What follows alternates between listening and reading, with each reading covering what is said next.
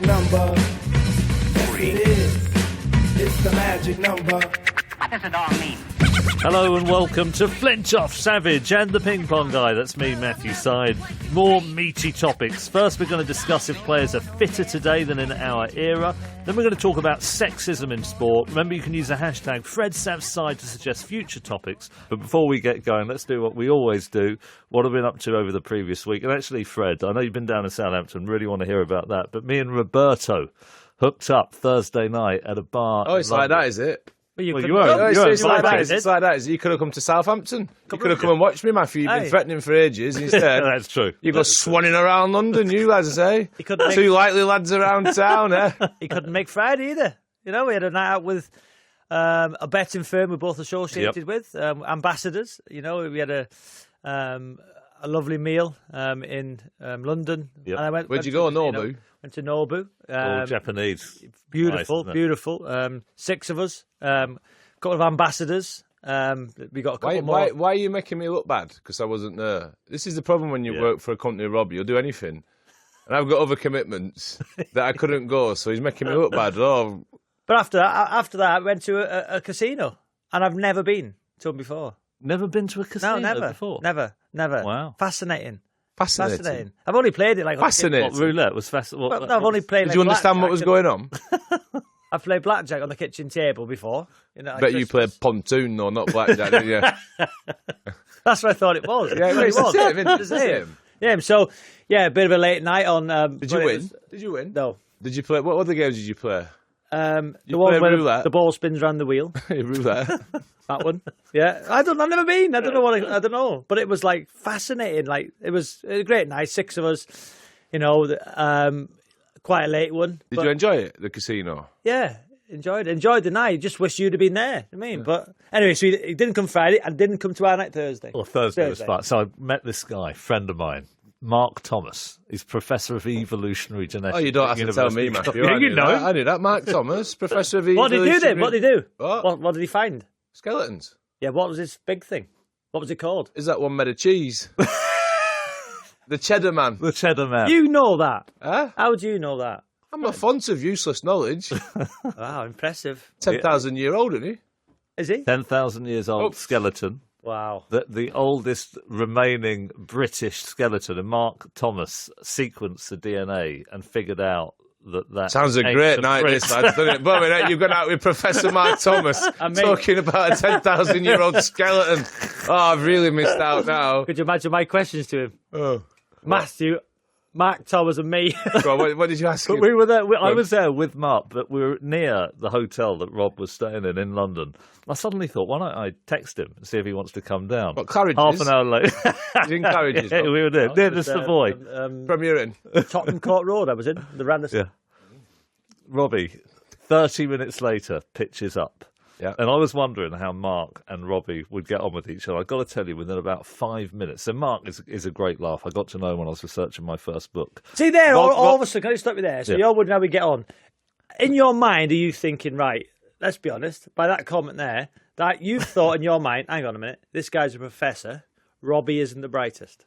No, I wasn't thinking. Well, what was you thinking then? I was thinking, this guy's a professor, and Robbie, in an alternative life, he could have been a professor or something. I'm but thinking... you knock around with a few professors, don't you? The one in the gym as well. Oh, and... Oh, you don't even know his Andrew, name. Andrew. Andrew, the philosopher. Philosopher, he's a philosopher at a big university, I think it's Liverpool. And he loves the podcast. Andrew gets a mention on it. What area of philosophy is he interested Greeks. in? The ancient Greek? Yeah, Greek. Is he? Remember my Camus? Camus? Yeah. He's the one who gave me that in the gym. Yeah, right, come on, tell me about this now. So within about 5 minutes, unbelievable. Within about 5 minutes, I don't know how they got onto it. Or maybe Mark used a swear word, a bad swear word. And Robbie said, you shouldn't use that Which word. one, the C-bomb? It was a C-bomb. Oh, no. Yeah. Not from a professor. From a professor. Using the C-bomb? And Robbie, straight in, you shouldn't be using that word. That's a bad word. And Mark said, I would use that in front of my children. Robbie said, no, you shouldn't do that. That's outrageous. His children, grown up. He's got young children, but he said we need to reclaim that word. He's an intellectual. We need to reclaim that word. It's an old Anglo-Saxon word. He started talking about the evolution of the word, the archaeological evidence. And Robbie was having absolutely none of it. Well, I love it. It was like a podcast.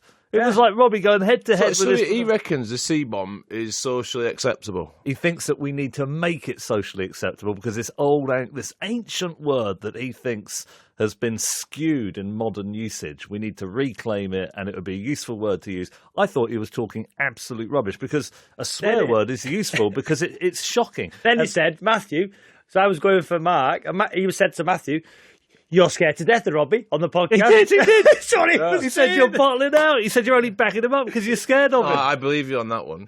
Because words change all the time, don't they? Like describing something, Exactly. any ethnic background, Yep. You can't use these words, and that's no That's matter how old it is. That's one of the great things about language. It evolves through time, and some of these words are totally unacceptable. I think it's What unacceptable. amused me, though, was these two were going hammer in tongs. I could have just put the microphones on, and it could have been the next episode. So go on, Southampton. I was in Southampton after we recorded the podcast. Yeah. I went straight after last amazing. Sunday. So I went down in the car, got there at 2:15 in the morning with Steve the driver. Steve the driver. We love Steve the driver. Good lad. Only problem with Steve the driver is you don't get no sleep because he's always gassing. And you never get where you want to go. No, not in the correct time, anyway. So I get to this hotel. They said, "Where do you want to stay?" So I said, "I will stay at the Grand Harbour in Southampton." It's grand, it's the harbour. Right, I used to stay there. Is that why it's called the Grand Harbour? Correct. And I used to stay there when I played cricket. Right. But I forget that was 15, 20 years ago. Has it gone downhill? Oh, it's not even changed.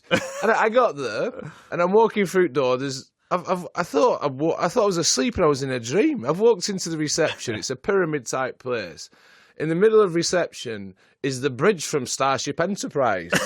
Really? What's going on here? So I've read a sign, and it's the last day of a 3-day sci-fi convention. No way. So and it's the gala Trekkies. dinner. So I'm checking in, and then about 4 drunken Spocks come past me holding pie. All right, Freddie. And then all these Captain Kirks come out. There's C-3POs, there's R2-D2s. Just get me to my room. It was a long week.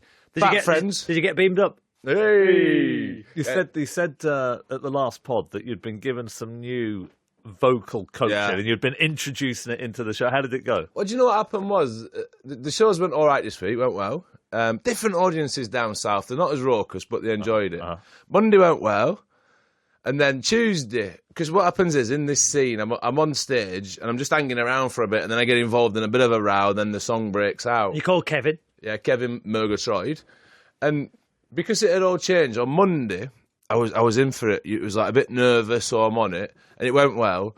Do you know what it's like though? Tuesday, I've relaxed a little bit, right? And I wasn't not fearing the song, but I wasn't worried about it, and murdered it. Murdered it. I was terrible. Really? I got my words muddled up like I just did then. I was singing wrong verses. I ended up just making it up. No way. I was going uphill, she was going downhill.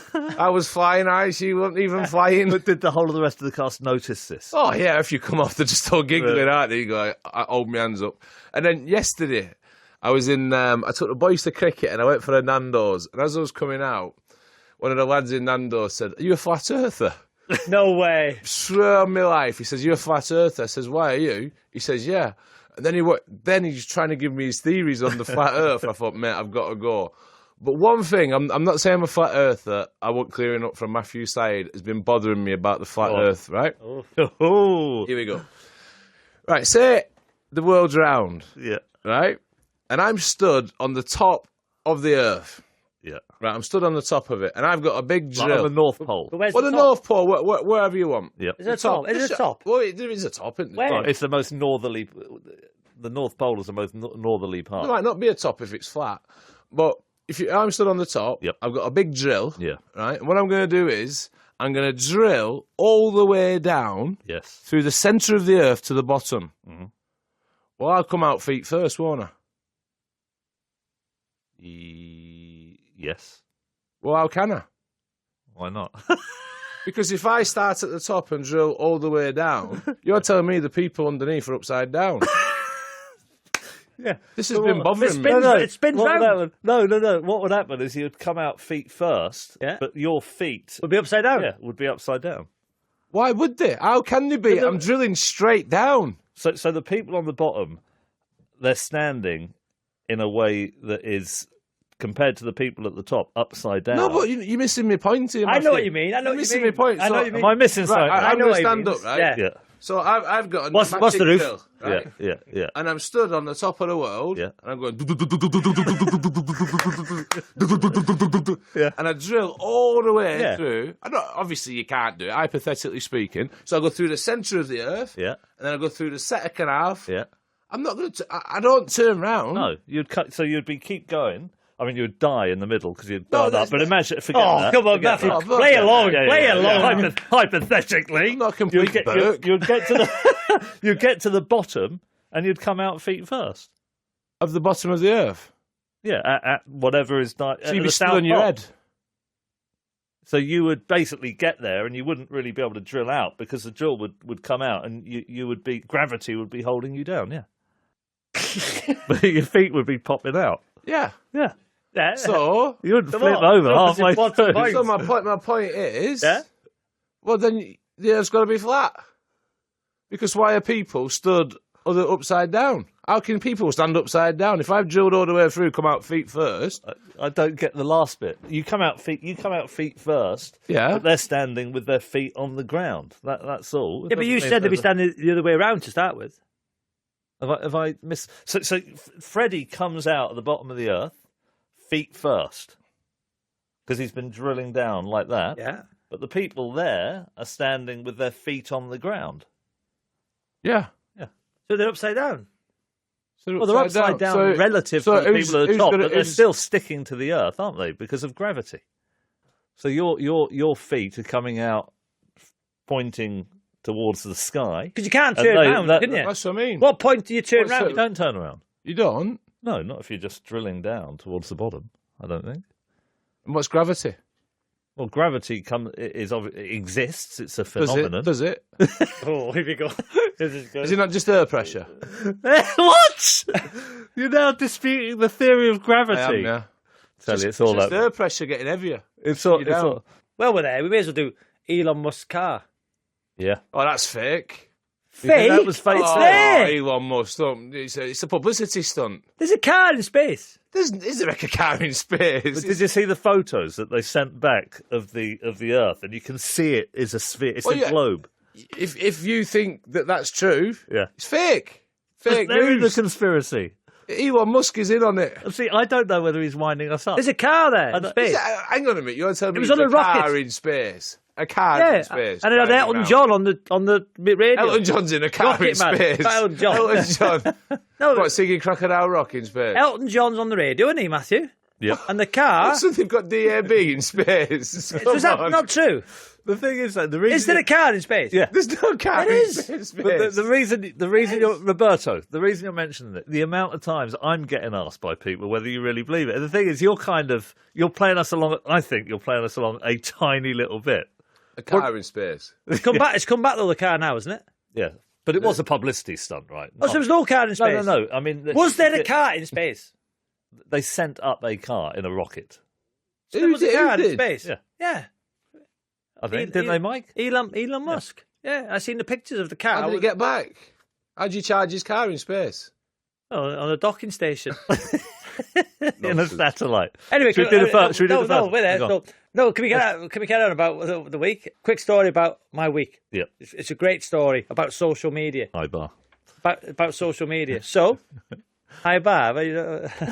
So, on Friday all day. So I done in the morning. I done a thing for Comic Relief for Yep. BT, and then I moved on to the Bobby Moore Fund, which the betting firm myself and Freddie involved with sponsor Football Shirt Friday. To raise money for the Bobby Moore Fund. And what it entails, I think April the 27th is people wear their football shirt to work, Yeah. and they raise money, people donate. It's an amazing cause. So I got to film a few shots with Leslie King. Anyway, when I've got there was supposed to be a Wales shirt there. No Wales shirt. So there was Man City shirt, Arsenal shirt, Liverpool shirt, a Leicester shirt. But I said, I can't wear a shirt to promote Football Shirt Friday in association with another club, because when I'm on the radio, TV, You've had people so think many, haven't you? I've had so many. People think I support that club. Yep. So anyway, no Wales shirt, so it didn't turn up. So the power of social media. I've tweeted, and we had 20 minutes. I'm in Hackney. Anybody with a Wales shirt, please come down to this address. I saw that. Yeah. Mate, Jack and Reese, one was a medical student. I can't remember what the other one did. Turned up with 2 Wales shirts, the new one and the one I played in the Kappa one. Seriously, turned up. It was how good is that? That and is I really wore nice. the shirts for the publicity shots. They got involved. How good's that? What's the moral of the story? The moral of the story is There's humanity out there. Yeah. some people are horrible on social media. Some people are horrible in life. Which, funny enough, Robbie, There's good people out there. yeah, I think that's true. I read that tweet and I looked down at the responses, and some of them were not very nice. No. They were sort of having a go at you, had nothing to do with the favour you had asked them to help you with. And then there were a few of people who clearly wanted to help you. I think social media, you do see the best in people and the work. The problem is you get the responses and you look at the really nice replies and you kind of feel warm and tingly and you think, what a You feel warm and tingly? Yeah, you get warm and tingly? Yeah, when you see somebody being Like, nice to you, what's made you feel warm and tingly recently? somebody says, I listened to the podcast and Make you it tingly. really made a difference. Yeah, I really Nice. like that. I get a buzz out of that. So go But on. I think the weird thing about social media is you get 1 or 2 really nasty comments, and then 1 or 2? 10 or 50 in your case. But then 10 minutes later, what are the ones you're thinking about? The ones that stay in your mind, and the negative ones. You get angry, and I think that's the problem. There's like an imbalance in how you respond to the different types of. Well, I was on co-commentary yesterday on the TV, and I might give myself a pat on the back here. You missed something yesterday on comms. You missed something. What? What? And I've seen it. What's the manager called? David Wagner David Wagner. for Huddersfield. Huddersfield. There was a shot of him in the dugout, and then I can't. Did you I'm miss it? seeing it now. And there's a shot of him on the dugout, Hold on. Wagner, and then one of the players in the background is adjusting himself, and he's pulled his shorts down, and he's got no undies on. I know. And it was like a tramp smoking a cigar. You should have seen it. It was there on Wagner's shoulder. Did you see it? Did you see it? We've been on commentary. I missed that. I've only seen it recently. Robbie's going to put it on his Instagram, Twitter. I might You've put to it. that out. So on commentary, you do get hammered, and I said on the commentary yesterday when I named man of the match, because everybody's got an opinion, and rightly so. But I said, every time I come off the back of a commentary, I think my name's Robbie Trending for negative reasons, because I always trend because people are just horrible. But that's the way it is. Yeah. I'm going to change my name when I do call commentary to Robbie Trending. Do you want to ask him or me? Go on. Why has he got his hat on backwards? What's going on? After last week, I thought he was going to come back strong. And look at you. I know. You've gone. You've gone. You from, know why. You've gone from Zach Dingle to the old breakaway kid. Look at you. The breakaway kid. Look at You know why, Andrew? Why? So I bought a pair of trainers, Oh, and I seen this hat as well Yeah. off a friend of mine that I get my trainers from. And I bought the hat, and I thought, great, bye, cool. So I put it on this morning. The other way around, but it's got a big logo on, Uh-huh. and I wouldn't have bought the hat if I knew the price. Simple as that, isn't it, Andrew? What is it? Givenchy. Givenchy. Oh, sorry. Should we do topic number 1? Yeah. Good week though. Busy week. Interesting. Busy week. Topic number 1. So this is something Robbie's been thinking about. Taking sport generally, are players getting fitter? Are they getting faster? Are they getting more skilled? Or is that a red herring? Robbie, what's your take on this? So, being a pundit on the TV, I hear a lot that the game's moved on, the game's much faster, the game's much fitter, the players are stronger, all this, I'm talking in terms of football.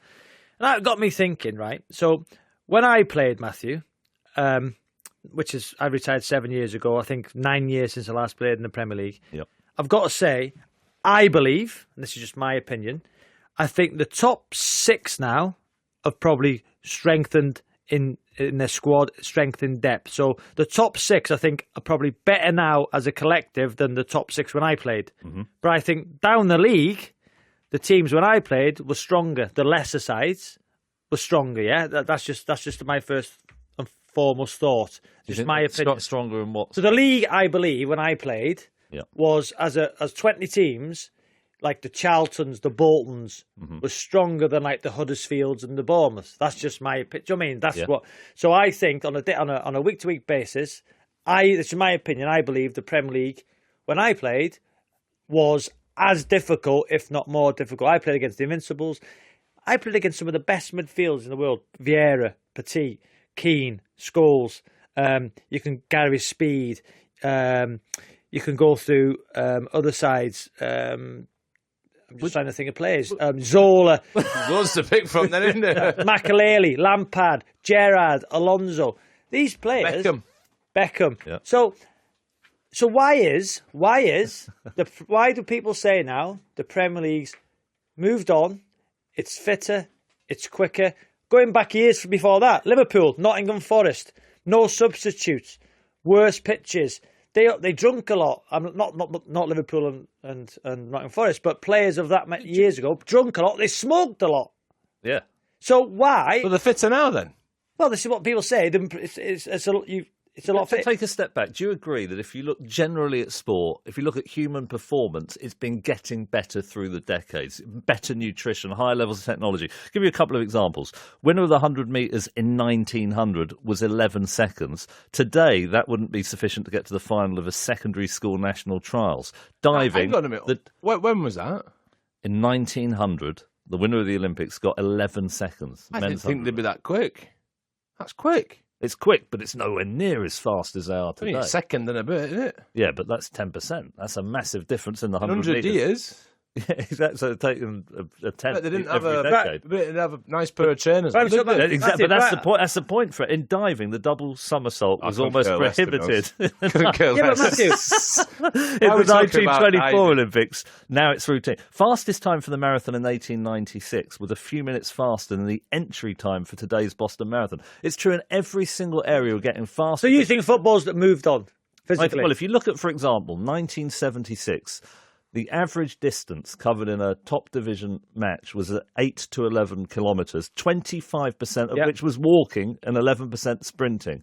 By 2002, the average footballer covered 12 to 14 kilometres, 2002, and a higher correct. percentage So, yeah. is at top six. So, another what I see if I look at sport, when I look at human society, is we're getting better. Partly, Fred, because of technology. Partly because science is moving forward and nutrition. Partly because we're training people in a more effective way. You know, the highest ELO rating of all time in chess is Magnus Carlsen. He's around today. You see this progression, this evolution, and that's a fantastic thing. You know, a player like you, I'm going to be. It's a bit critical here. 14 kilometres. 14 kilometres. Yeah, but you look at your era and you think, I was a good footballer. You were a good footballer. You maximised your talent. It's difficult to admit that the players today in the Premier League were.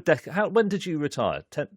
7 years ago, 10 years Premier League. So now, no, I completely disagree. Completely disagree. So I look at Premier League players now, who I went for 3 million quid, my record move. Mm-hmm. That now, I'd be worth 15 million, 20 million. Fact, I think so. What? Sorry. 20 million? What? You reckon you would sell for 20 million? Yeah. Yeah, I reckon you would. Yeah. 20, So, Fred? Really? So, okay, let me ask you a Kind of question. Kit Kat. So you think that's is my point. Yep. So I get the theory, 1976, 1980. Yeah, I get that. The game, I believe, physically has moved on. And you can see it, can't you? If you watch the matches from the 1970s, it's slower. Yeah, slower. Look at how quick the players are I get, now. The close control, the way they can track a moving ball. I accept that. Mm-hmm. But the biggest change from that era is probably the professionalism of sports science, of not going out. Yep. Do you know what I mean? That has probably changed. The drinking culture. Yeah, that's probably changed, right? But you're saying from 10 years ago when I played in the Premier League, this is my point. Mm-hmm. So I get your point from years ago. So from 10 to 15 years ago, so from the early 2000s, you think the Premier League now is better, more physical, quicker? I think it's much more marginal over very short. Is that yes or no? Yeah, slightly. It's not physical because you can't touch each other, can they? Yeah, exactly. I don't think It's a very good point, Andrew. That's a very good point. There you go. It's probably not as muscular and combative because the ways that the referees are interpreting the rules. I mean, Glenn Hoddle, if you look at him, he used to get kicked off the park. Georgie Best, they would get protected more by referees. Fred's right about that. Is it more skillful now? I think skill is growing through time. How do you work that out? Because the training methods are better. They're practicing for longer. People are, certainly in other sports, football, I know that the training sessions are short because people are trying to avoid injuries because the matches come so thick and fast. But yes, if I look at Kevin De Bruyne and the scope. Did you not see Gianfranco Zola, Ryan Giggs play? Great player. Bergkamp, fantastic. Bergkamp, you not see Bergkamp? Yeah, I agree with that. And it's difficult to say that they're that much more skilled, because you're talking about some of the most skilled and superlative players of that era. But I think that broadly, yes, football is getting more skilled. And the main reason for that is because training methods are becoming more efficient in the transitional phase from youth to senior football. You know, when you're in the class of 92, the training wasn't as sophisticated as it is today. I mean, think back to your apprenticeship. But that was the most successful youth team ever. Yeah, I'm not saying that they weren't good relative to the competition. If training's moved on, why has there never been a youth team like that ever? And the training was basic. Well, that youth team was brilliant relative to all of the other competition at the time. I think that youth team now don't get me wrong, would still be the best youth team. If that youth team was today, that would still be the best youth team ever.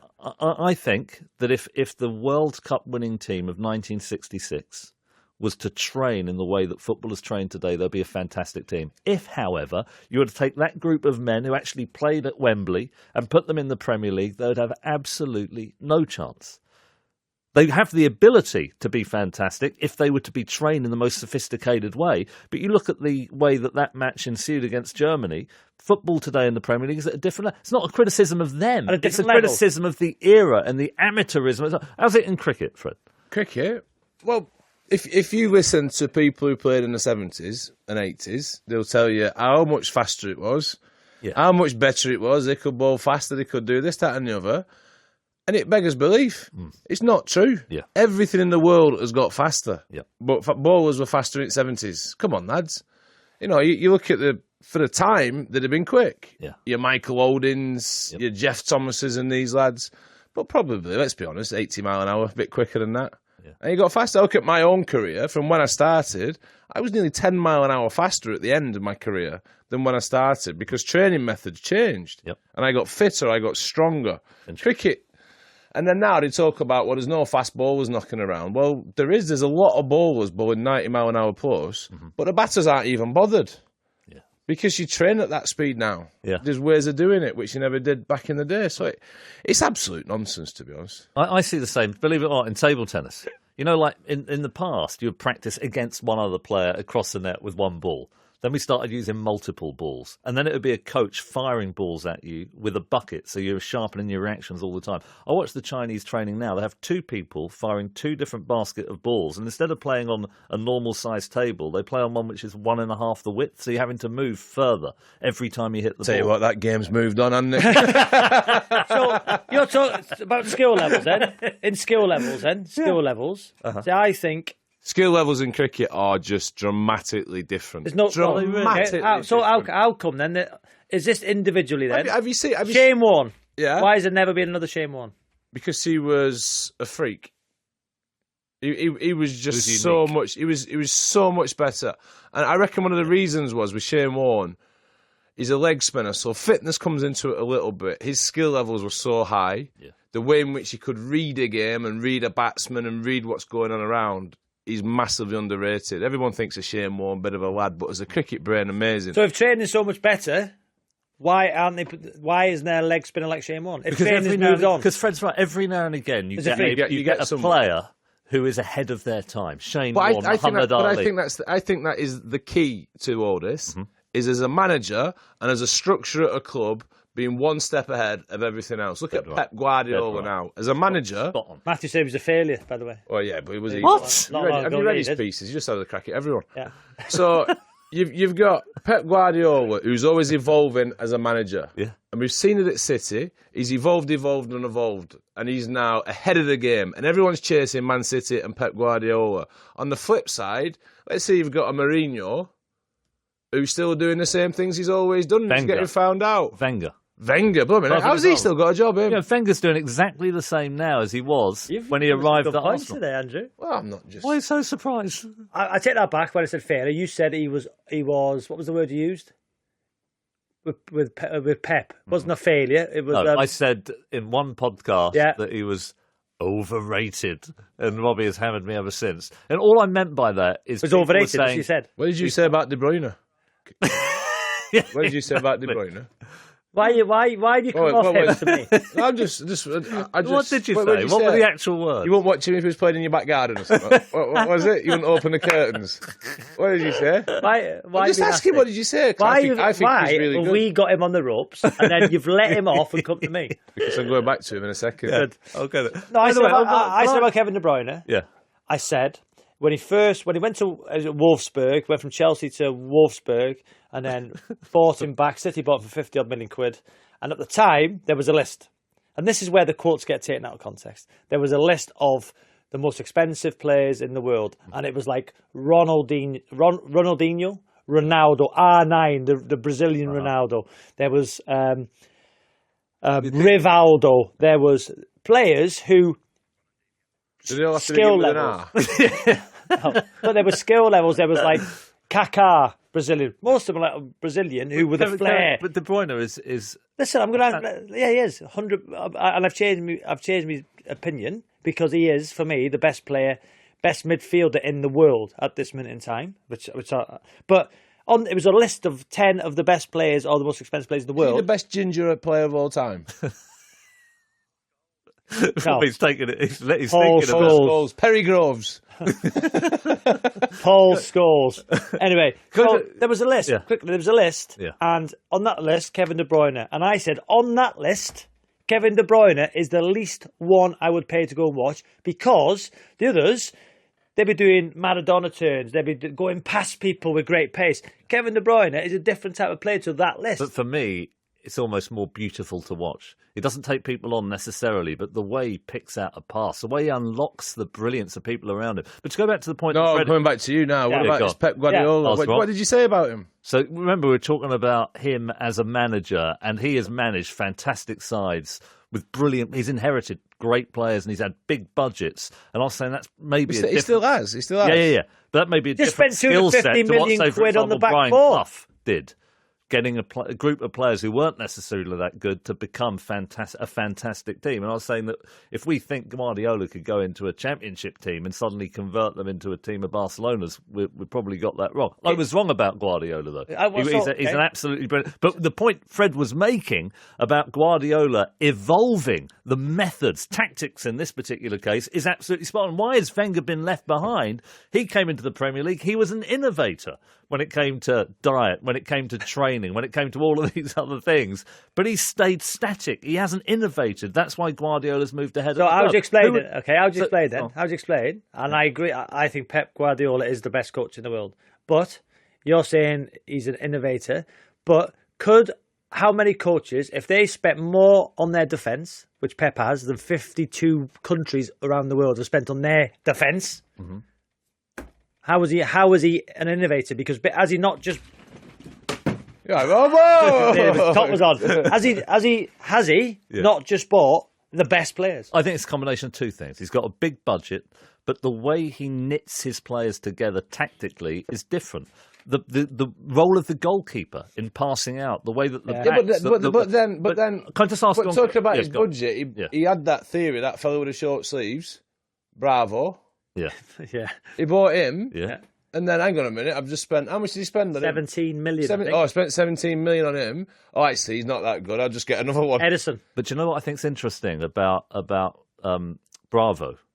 Is that in the early stages when he played for City, he made some mistakes, didn't he? And he got called out for it when he was passing out. Yeah. But also... Couldn't save him. His passing from the back wasn't but it's about hands, isn't it? But you know what? It's so interesting, the extent to which Guardiola kept backing the method. Because that's a team built from the back. Yeah. It's amazing the way he constructs his team. And Fred, you mentioned a bit earlier about cricket and how it has evolved. Is there an equivalent of Guardiola in cricket in terms of the way players have been trained, the way they set up tactically, the way they think about field placements? Is there anybody today, maybe there isn't one, maybe the next great coach is coming along, or if not today, over the period of time that you've been in cricket, who you would say, that coach was an innovator? I've not worked with one. But I reckon cricket is more so the players have done it. Really? What we've seen with the introduction of 2020 cricket is the technique has changed so much. Yeah. And I'll be honest, the way in which I played, I would now have to change my game to be successful, especially in 2020 cricket. In what way? I was pretty simple. I could bowl fast. I could bowl a yorker, a bouncer. Mm-hmm. in that and that. But Could you swing it? Could you swing it? Not really. I could reverse swing it, but I didn't have a slow ball. In the times I played, I didn't think I needed it. When I batted, I just used to pump it straight or swing across the line. I couldn't do these cheeky flicks and that. I'd have to learn all that. And then the players have evolved. Josh Butler's moved the game on. Yeah. A.B. de Villiers, Virat Kohli's. These guys have come up with methods for playing for themselves. I reckon the biggest shift was, in cricket a few years ago, was Adam Gilchrist. Yeah. I reckon he changed the game. Him and, to a lesser extent, MS Dhoni. Because all of a sudden, Test cricket was all about hanging in and staying in. Then you got these two lads, especially Gilchrist, came in at number 7 and smashed it everywhere. Yeah. And I think he accelerated Test cricket almost single-handedly. Yeah. So I think it's been the players as opposed to the coaches. But cricket, it's a completely different game. You imagine a one-day game when I first started. If you got 220, you've got a great chance. Now sides are chasing down 350. It's amazing. But you get all these old ones, and they still bang on about it being better in their day. It's an absolute joke. The game's changed since I've retired 9 years ago. You talked about technique and how that has evolved. Do you think there's been any change in tactics? Like, I notice sometimes that the way they try and identify the weakness of a particular batsman and set up the field, it's more data-driven. The coaches are a bit more analytical. I know that you sometimes think that's taken too far, but do you think the weaknesses are identified in a more sophisticated way today? I think so, but I think ultimately the game's changed more so in the shorter form of the game. In the longer form of the game, a good ball is still a good ball. But I think you see older players and people who've retired, and you always get better once you retire. Yeah. But I think a lot of people try and protect their legacy by talking up the game of yesterday. Like Robbie. No, You said the teams that you played in were better than the teams today. Teams I played. No, I'm not saying the teams I played in, but I played against the Invincibles. I played against the Arsenal side, which that Arsenal side I played against with a forward line of Henry, Overmars, in the middle of Petit, Vieira, Bergkamp. That would beat any side. Now that would beat the Manchester City side. They won't be able to keep up with them. They wouldn't. Vieira and Petit, Overmars, Henry. If they trained like they train now, they'd be all right. But if you took that team, plucked them out, when was it? 2000. That Arsenal if you team pluck that would team beat out now, 2004. And put them against City now, they'd just be tired running off that ball. You're telling me? No chance. You're telling me Overmars, who them was baggy shirts. They got no chance in them baggy shirts. They'd have to get boot technology is improved. They'd have to get the bus as well, by the way, that 2014, where this team would fly. Yeah. So there's a difference. So, you're not telling me Bergkamp... You're just repeating the No, names. no, So what about How many Charlton? Bergkamps are Yeah, there? exactly. Charlton, Moore, Nobby Stiles, Gordon Banks. No, you've just They're great players, but they've absolutely no chance. You two have just said that I'll stick with 2000... it. If you took that Invincibles team, Yeah, that's right. took them out as they are, as they were, They'd beat City. Yeah. They'd beat City. play against City They'd now, beat as them. they are, as they were, they'd be running after the ball all afternoon. With You've baggy got shirt an innovative... What's the word? An innovative? Innovative. What's the word? Innovative. Innovative. You've got an innovative Wenger against an innovative Pep. But it was Wenger innovating. Yes, 15 he was years correct. ago. So that team Moved at the on. time was innovative. Yeah, that's the word. That Arsenal side, which I played against, would beat Man City today. That's just my opinion. Absolutely That's no rubbish. chance. They would. No, Robbie. Hang on, I'm asking the gallery here. Look, I'm Robbie, turning so- round. so when Mike, was- in my ear, Stan, Robbie, who do you think would win? Never Be honest. mind, Stan. Come on, Robbie, hang on. Robbie, They're Robbie, doing just this. let me finish. They're going. Robbie, let me have a chat, right? So you're saying Stan's gone Arsenal. Arsenal was innovative in when? What year was it? 2004. 2004. A Ford Mondeo was innovative. It was what? That's a Ford Mondeo. It was like cutting edge. Look at this car. It's got power steering. Look at it. Brilliant. Wow. There's Teslas now. They're electric. They're flying in space. Well, they're not really, but let's just say it for the argument. So you're comparing The world's the moved 2000. on. Yeah. You're comparing one of the best teams that's ever been to a Ford Mondeo. I'll compare it to the internet as well. I'll compare it to everything. Things move on. What was good in 2004? Right, another example. In 1999, I used to love Viennettas. Right? Viennettas were the Rolls Royce of puddings. Right? I love a Viennetta.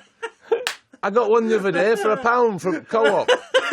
Come on. Yeah, I still liked it, but it wasn't as good as I remembered. That is exactly what's not right as with good as Ben and Invincible. Jerry's, is it? Exactly, I mean, it's moved on. Haagen-Dazs, strawberry cheesecake, half price. You can stick your Viennetta, you can stick your Invincibles. Oh, and everyone have a trifle. Come on. No, they're not as good. They're not as good. An Arctic roll, it's not as good. Well, turkey's still the same. If you have it for Christmas dinner, that's not moved on, turkey. Oh, it's still dry. That's why we whinge about it. It's dry. The turkey from 2000 is the same turkey you have now. Like Pep Guardiola, I mean, methods have moved on. I cook it upside down so the juice goes into the breast. Yeah, but, okay, the Barcelona side. So Barcelona now, to the Barcelona 10, 15 years ago. That's Barcelona side would beat the Barcelona side today. But so you agree that more broadly, though, football has definitely moved on. All of that. You're just saying that over the last 10 years, the brilliant Arsenal team, you think they would have beaten the current Manchester City team? Manchester United team, 1999. Oh, obviously, they're the best of all time. Under Fergie. Under Fergie. Yeah. Would they beat the Manchester City? I know it's hypothetical. No, they wouldn't. They would. They wouldn't. They would. Steve Bruce at the back. Trying to mark Sergio Aguero. No, Gary Pallister with his big feet. No, Stop it. It was Ferdinand, wasn't it? Ferdinand. Funnily enough, I think in the 99. No, it was David May. David May. It was Owen, Stam. David May was on the bench, was he? Neville. David May getting up pictures. No, okay. The Manchester, the best Fergie team, the best one. Just say what it was. There was loads. His best Fergie team would be Pep's team today. No, I think Fred and I don't want to put words in your mouth, would agree. No, do. If you were to take any group of people who have excelled in history and give them access to the most up-to-date, enlightened training methods, they would be fantastic. Did Don Bradman play today? Right, Don Bradman. Absolutely no chance. If you took Don Bradman, average 99.9, legend of cricket, right? And everyone goes on about him. If you took Don Bradman, as he was, and put him into a test match now, they'd kill him.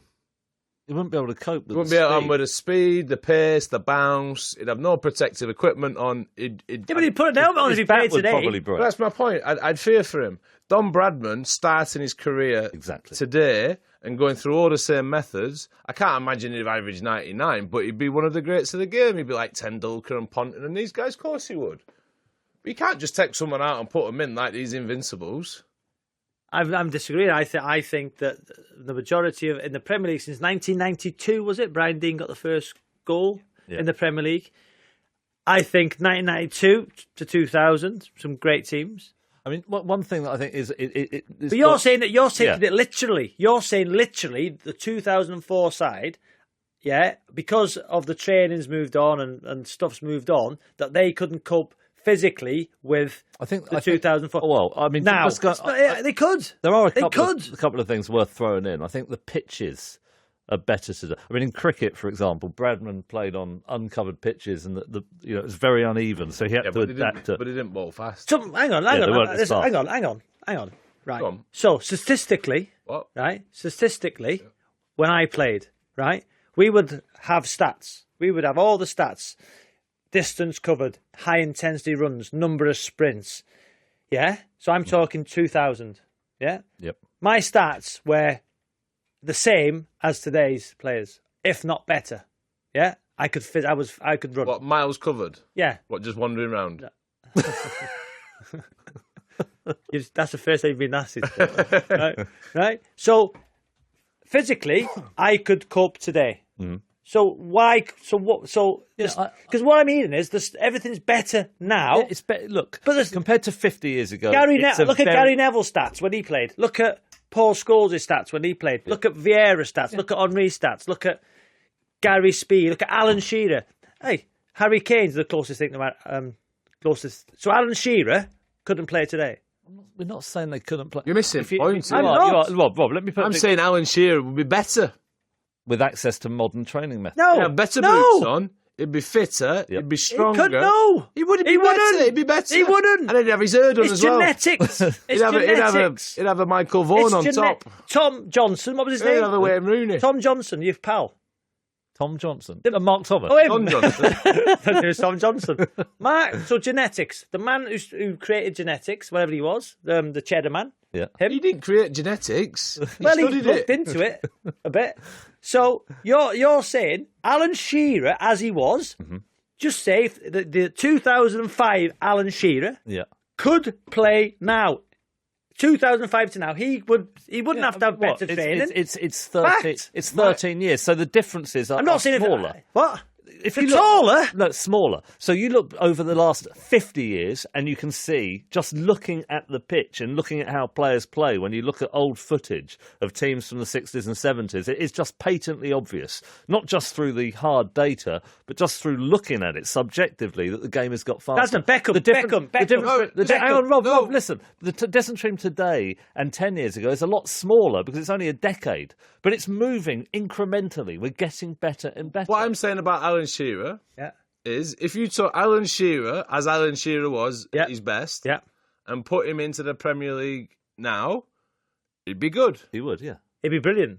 Give Alan Shearer, with all these genetics he's got and all this ability, Yep. starting his career now, having all this science and everything available to him, what I'm saying is he would be a better player. I don't think he would be. Why? I just don't He's think got he would be. everything available. I don't think he. So you think it's genetics, absolute- surely. so absolutely. But David But I'm Beckham. saying genetics, but if you've got genetics, if you've got something to start from, so you've got a starting Yes, base, I get which it. is amazing genetics, Yeah. and then you have the best, I know what you said, yeah. facilities, the best training techniques, surely you're going to get the most out of them genetics as a player. You're going to grow more as if you've got training methods I from understand 10, your point. 15 I years understand ago. your point. I do get your point, Andrew. Spot on. But it's spot on, Well, it is Andrew. spot on. Again, Beckham. Average distance covered, 14 kilometres. Amazing. Oh, Average- stop it, Matthew. average- Stop it. Average now, 10 kilometres.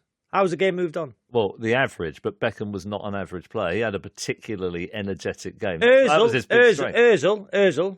People say brilliant, 10k. It's not the. It's not just, Ericsson, 12k. it's not just Depends the if you've distance, got Rob. ball, doesn't it? Oh, I don't know. Well, not Wait, look, it's really. football. It's also the proportion of the time spent sprinting, recovery time. All Yeah. of these things can be improved with great training, nutrition. You agree that the game has moved on since you were playing a little. But I mean, red zones, all this. If it's a guy come up to me, the coach or the scientist said, "Rob, you're in the red zone," I'd look at him and say, "Are you mad? I'm in the red zone." So they're more looked after. You can't play if you're in the red zone. It's absolute nonsense. You can't play in the red zone. Is there anything, Rob? I'm just to round this off. Is there anybody other than Guardiola or anything you've seen in football? If I look at table tennis, but football too, the way they warm up is different on the pitch now. One of the biggest. The way they warm up, how is it one of the different? biggest. Well, when I was playing table tennis. Table tennis, yeah. Yeah, it's totally transformed the way they warm down. What do they do? How do they warm up table tennis? The use of ice baths. Wiggle your fingers. Yeah.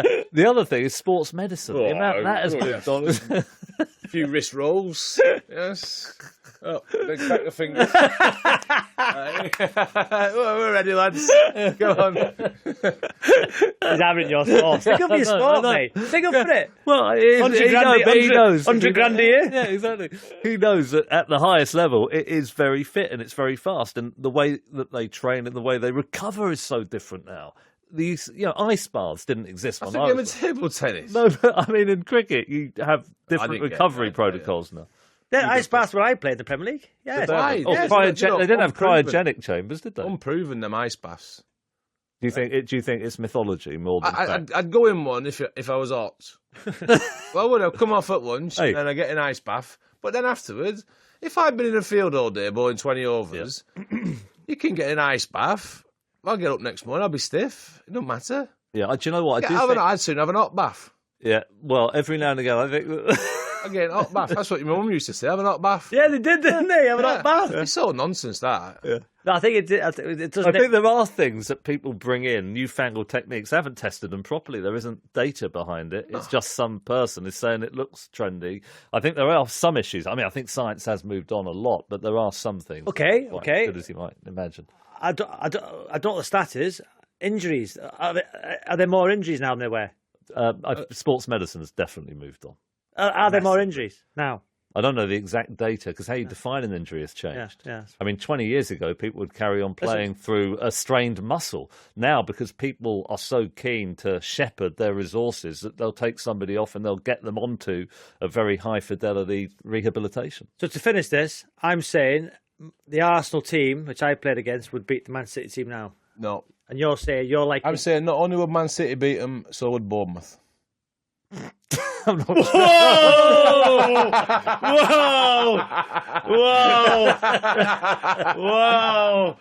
Wow. Are we leaving it there? Are we carrying on? Get more from BBC 5 Live with 5 Live Podcasts. More news. Hello and welcome to Headliners. Good day, Brexit casters. This is Eye of the Storm. This episode is a little bit different. More sport. Hello, I'm Mark Chapman. Welcome to the 5 Live Football Daily. Welcome to Rugby in a Weekly. Welcome to Tailenders. It is very odd, but yeah, nice to be here. More 5 Live. This is Bunce's Tales of the Extraordinary. Kermit and Mayer's Film Review. Award-winning podcast. This is Fighting Talk. Search 5 Live in your podcast app. Oh my word. We won an award for this rubbish. Get more from BBC 5 Live. Topic number 2. We were going to do this last week. We ran out of time. There's been a lot of talk about sexism in sport. Women's sport grows from strength to strength. Football and cricket team made huge strides. Women boxing now often side by side with men's bills. Phil Neville, friend of all of us, took criticism when he took on the role as the England Lionesses manager. Darts in F1 have announced they're going to be dropping grid and walk-on girls. What do we think of this whole terrain? Obviously controversial, highly sensitive. You start, Matthew. What do you think? That was a hospital pass, wasn't it? If ever I've seen one. That was, let's get rid of this hot potato. Robbie's face when he threw that back. I've been quite conflicted over the walk-on girls and the grid girls because I think there are arguments on both sides. On the one hand, what worries me about it, I've got a daughter. If we were to turn up at a darts match and you've got the guys who are playing the actual match that people have come to see, and you've got girls who are sort of walking in wearing skimpy outfits, I would find it, I think, a challenge to explain to Evie why is it the girls have one role and the guys seem to have the principal role. I don't like the fact that it's kind of like an adornment or an accoutrement, that they're kind of peripheral to the actual action. And I think you could interpret that as sexist. On the other hand, I know I'm doing it on one hand, on the other hand, I do think that these are jobs that girls, women have and enjoy, and it's voluntary. It's a free society, and if the promoters think this adds to the glamour, the sort of Hollywood feel of a particular event, that is entirely up to them. So I'm massively torn over myself. We work for a betting firm, and we go to these darts events. Yep. And myself and Freddie know the darts girls, the walk-on girls, Daniela and Charlotte. Mm-hmm. And I spoke to them last week, and I think it's outrageous that they've not been allowed to do what they love doing. They love their job. 60% of their income's been taken away. Yeah. It's something that they love. Why should people say they can't do their job? They love it, and they're devastated. Yeah. So why aren't they allowed to do it? I don't think, I can't say there's anything wrong with it. They love what they do. They're passionate about it. Yeah. They love their darts. Myself and Freddie as well, we've done things with them, and they know their knowledge of darts is brilliant. Remember that we done the nickname challenge. Remember? I think it's a question of taste, isn't it? Yeah. Taste is one thing, and also as well, if they want to do it, they enjoy being part. Darts has become this. It's a global brand now, isn't it? And these players go around the world. They get a chance to go with them, and they enjoy being a part of the darts. And how would you feel with? Say you've got your daughter with you. I won't let her do it. Yeah, see, it's different. I would. If I had a daughter and my daughter wanted to do it, I would let her do it. If she chose to do it, why wouldn't they? Those two girls are devastated. 60% of their income has been taken away. That does. Yeah, but my daughter's not going to be allowed out of the house, so it's a tricky one. So it's the F1. Why can't they do it? I think, but do you see that on the other side, the promoter of these events owns the event. You could start your own darts brand if you wanted to and have walk-on girls if you could find people who wanted to do it and an audience. I think the darts fraternity is saying society has moved on. that the people that they are providing this product for aren't necessarily keen on seeing what they perceive to be a sexist institution like the Walk-On Girls, and they've decided to make a change of view. They are free as promoters to take that decision in the interests of what they think their consumers want. They've got a free choice, haven't they? Of course they are, but I just think it's wrong. Flipping on to the Phil Neville thing, because I think this was a genuinely very difficult controversy, because Neville took on the role as the England women's football team coach. He's proud of having got that role. But that was very difficult because I think a lot of people felt, why isn't it a woman? And also, they thought that it had been fast-tracked into that job just because he was a good player. So there's a couple of things at stake. Should players immediately transition into management roles? Neville, of course, did go through proper training, took his pro licence, had been an assistant manager at United and Valencia. Yeah, so he's been an assistant coach at a... But not in women's football. No, I get that. But shouldn't it be the best person for the job? Yeah. Whether it be a woman or a man. So let's say if I was playing the Premier League, if I was playing in football in Britain now, any league, and for me, if a ex-ladies player, an ex-lady coach wanted to manage my side, if it was the best person for the job, I've got no problem with that. Why should it be? We had the same in cricket. Why shouldn't it be? But not on a sexism point of view. We had international coaches coming coaching the England side. Everyone's saying, why can't you get an Englishman to do it? Yep. I'll be honest with you, as a player, I do not care who coaches me. Yep. I don't care where they're from, what they look like, what sex they are. I want to work with the best person possibly. Yes. And it's an hard argument to say Phil Neville is not, for them reasons that Robbie's explained for the clubs he's been at. Yep. Also as well, bear in mind, his sister is a sportswoman, played netball for England. Tracy coaches England netball. He could speak to his brother if he wanted, but why would you? But for me, this is Phil Neville. Yeah, this is not like a contentious person. This is not someone who's in the headlines all the time or making loads of noises. This is possibly one of the nicest people you would ever wish to meet. One of the consummate professionals in his sport. Yeah. I played a bit of cricket with him, and he was amazing. Yeah.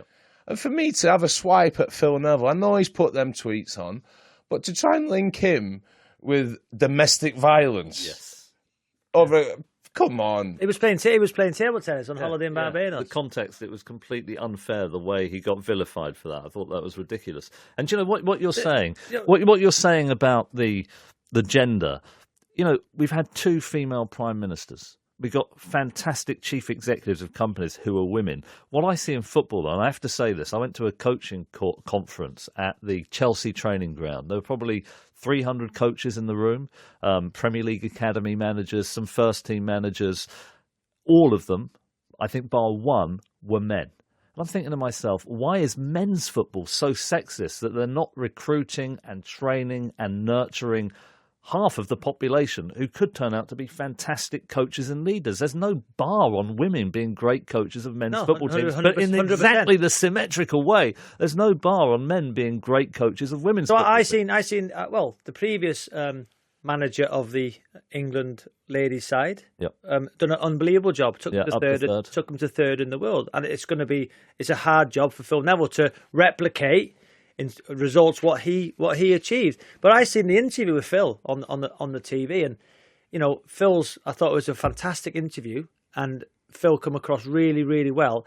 And basically, the question you asked earlier, Matthew, was he's never coached in the women's game, right? Which I don't. Okay,